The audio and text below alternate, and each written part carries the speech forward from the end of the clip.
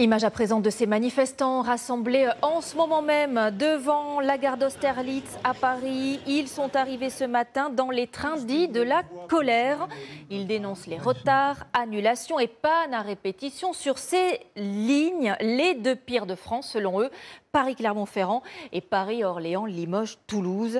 Lucie Glasson et Céline Olive ont fait le voyage avec eux pour comprendre les nombreux problèmes qu'ils rencontrent au quotidien.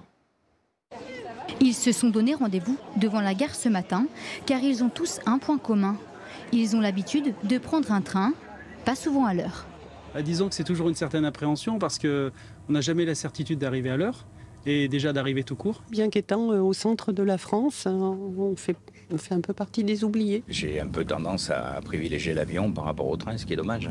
L'année dernière, un train sur 5 affichait un retard de plus de 5 minutes, parfois jusqu'à 12 heures de retard. Comme sur ces images, 600 voyageurs bloqués dans le froid. Il avait fallu distribuer des couvertures de survie. Quand on a un rendez-vous médical pour les enfants à Paris, on a besoin de ce train. Ça peut être un rendez-vous d'embauche, un rendez-vous économique de manière générale ou professionnel, un rendez-vous administratif. Il y a quand même des choses qui ne se passent qu'à Paris aujourd'hui. C'est tout un territoire exactement qui est pénalisé. Il y a 16 ans, il fallait 2h58 pour relier Clermont à Paris.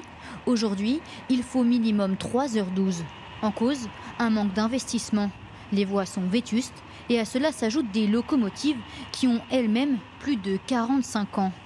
Un frein, notamment pour les entreprises, comme le fleuron mondial de la pneumatique, basé à Clermont-Ferrand.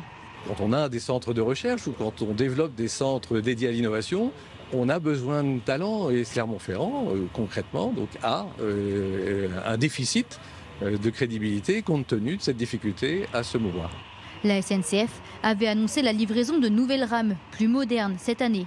Finalement, elles n'arriveront qu'en 2027. Encore un retard.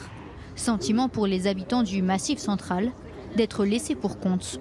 Il y a une sorte d'exaspération en fait. Et donc ce manque de considération, il énerve, il agace les habitants du territoire. Le gouvernement a annoncé investir 3 milliards d'euros dans les lignes de Clermont et Limoges. Il faudrait le double d'après les collectifs. Arrivé à Bercy il y a quelques minutes, élus et voyageurs espèrent bien cet après-midi être enfin entendus par le gouvernement.